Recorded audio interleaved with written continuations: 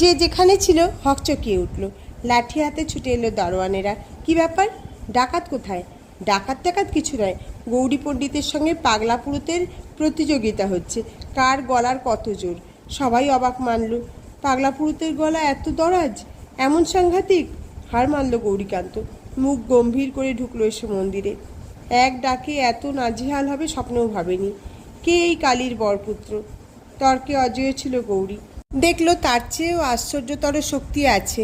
তার যা শক্তি তা তাকে তর্কেই আবদ্ধ করে রেখেছে, তর্কাতীতকে দেখতে দেয়নি। সে শুধু রৌদ্রই পেয়েছে, রুদ্রকে পায়নি।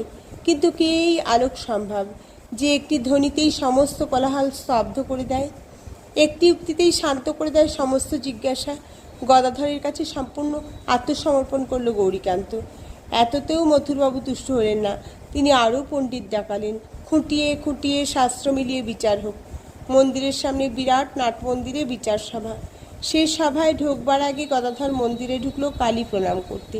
কালী প্রণাম করে বেরিয়ে আসছে, হঠাৎ বৈষ্ণবচরণ তার পায়ে পড়ল। অমনি ভাব সমাধি হলো গদাধরের। বৈষ্ণবচরণের অন্তরে বইতে লাগলো দিব্যানন্দের প্রবাহ। মুখে মুখে সে তক্ষুনি এক সংস্কৃত স্তোত্র রচনা করে ফেলল। সে স্তোত্রে শুধু গদাধরের স্তুতি।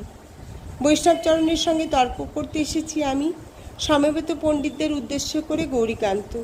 আপনারা এসেছেন সে বাগযুদ্ধ দেখতে, সে যুদ্ধে কে জেতে তাই নির্ণয় করতে, কিন্তু সে যুদ্ধের দরকার নেই। বৈষ্ণবচরণ আজ বিষ্ণুচরণের স্পর্শ পেয়েছে, তাকে পরাস্ত করা মানুষের অসাধ্য। তাছাড়া তর্ক করার আছে কি?